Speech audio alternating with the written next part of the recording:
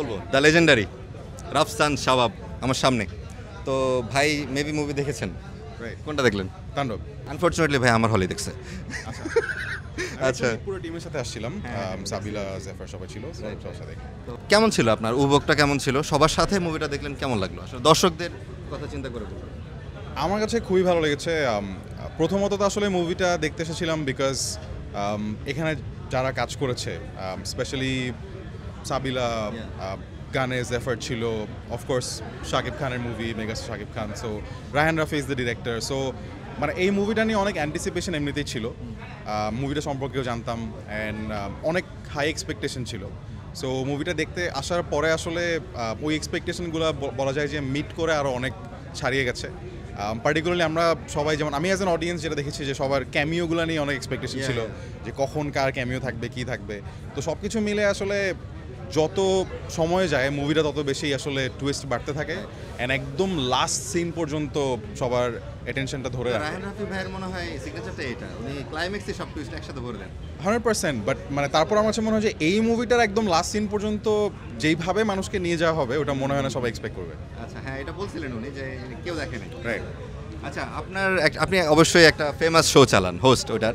তো ওইখানে কিন্তু একবার শাকিব খানকে পিছনে দেখায়, তারপর নিশো ভাই বলতেছিল যে কিছু একটা নেগেটিভিটি ছড়াইছিল মেবি 2 বছর আগে সুরঙ্গ আর প্রিয়তমার যে ক্লাসটা হয়েছিল। তো এরপর থেকে ওই ক্লাস থেকে নিশোর ফ্যান, নিশো ভাইয়ের ফ্যান, তারপরে সাকিবিয়ানরা সবাই মিলে কিন্তু একদম রাইভালের একটা পজিশনে চলে যায়। 2 বছর পর এই 2 মহারথীকে আমরা একটা ফ্রেমে বন্দি করতে পারি। রেদন রনি সাহেব এবং শাহরিয়ার শাকিল সাহেব একসাথে ছিল। তো আচ্ছা, ফ্যানরা অনেকে বলাবলি করছে যে আমাদের সাথে তাহলে বেমানি করা হলো না, আমরা এত বছর মারামারি করলাম আর এখন ওনারা মানে সরি আমি যে উত্তর না দিতে চান ইটস ওকে, যে ওনারা টাকার জন্য এখন মিলে গেল। কিভাবে দেখছেন জিনিসটা? আপনার শোতে কি কিন্তু শুরু হয়েছিল?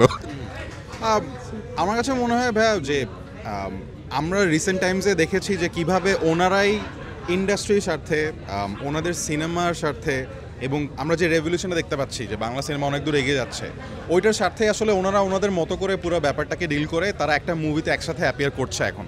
ওইখানে মনে হয় না যে এখন আমার, আপনার বা ফ্যানদের আর কোনো থিওরি নিয়ে চিন্তাভাবনা করার দরকার আছে। আমার কাছে সবচেয়ে বড় ব্যাপার সেটা হচ্ছে যে যেটা দরকার ছিল ইন্ডাস্ট্রির জন্য, পার্টিকুলারলি বাংলা সিনেমাকে এগিয়ে নিয়ে যাওয়ার জন্য যেটা দরকার ছিল, ওনারা ওটা করে ফেলেছে। সো এরপর আসলে আমি আর মানে কি হয়েছিল, কোনটা হলে বেটার হতো, কোনটা বেইমানি, কোনটা আসলে হওয়া উচিত, ওই থিওরি নিয়ে আসলে ডিসকাস করতে চাই না। আমার কাছে মনে হয় যে ওনারা যেটা করেছেন, ওনারা আসলে একটা এক্সাম্পল সেট করেছেন। অ্যান্ড পার্টিকুলারলি আমি শাকিব ভাইয়ের কথা বলবো যে এখন যখন উনি কোনো প্রেস কনফারেন্সে কথা বলেন, যেমন কয়দিন আগে তাণ্ডবের প্রেস কনফারেন্সটা হয়, উনি ওখানে সব রকমের টপিক খুব স্মার্টলি ডিল করেন। উনি এটাও বলেছেন যে ছোট পর্দা বড় পর্দার ডিসকাশন এটা আসলে খুব পুরান ডিসকাশন, এই ডিসকাশনের কোনো মানে নাই। সো আই ফিল লাইক যে সবাই অভিনেতা, রাইট। সো আমার মনে হয় এই ধরনের ডিসকাশনগুলো মোস্টলি ক্রিয়েটেড হয় ওনাদের বাইরে, এবং তারপরে আসলে সাফার করে অনেক মানুষ। সো ওনারা যেটা করেছেন, ওনারা আসলে ওনাদের মতো করে রাইট এক্সাম্পলগুলো সেট করে একটা খুব সুন্দর মুভি সবার সামনে নিয়ে এসেছেন। সো আই ফিল লাইক যে দ্য ওয়ার্ক ইজ ডান। এখন it's hour job to enjoy the movie and to make sure যে আসলে ভবিষ্যতে এরকম কিছু না হয়, ভবিষ্যতে আসলে সবাই আরও একসাথে কাজ করে পুরো সিনেমা ইন্ডাস্ট্রিটাকে এগিয়ে নিয়ে যেতে পারে। কারণ তাণ্ডবের একটা স্পেশাল ব্যাপার যেটা আমি বলবো যে অবভিয়াসলি আমরা যখন মেগাস্টার শাকিব খানকে পর্দায় দেখতে পাই, ওটা আমাদেরকে একটা এক্সাইটমেন্ট দেয়।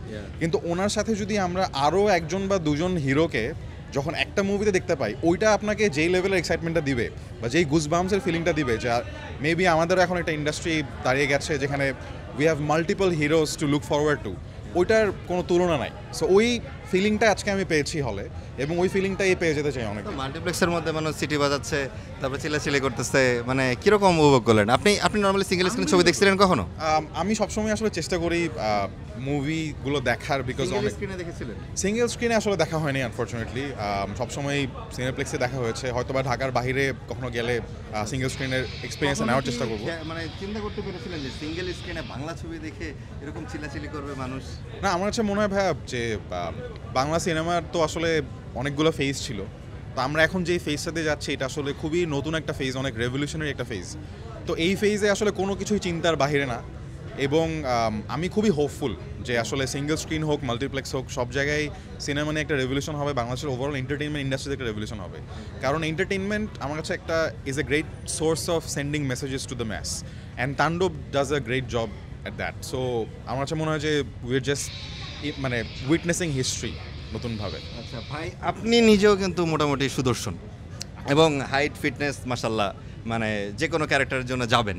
তো আপনার কি প্ল্যান আছে কোনো সিনেমাতে নামা? ভাইয়া আপনাকে খুবই থ্যাংক ইউ আমাকে এত কমপ্লিমেন্ট দেওয়ার জন্য।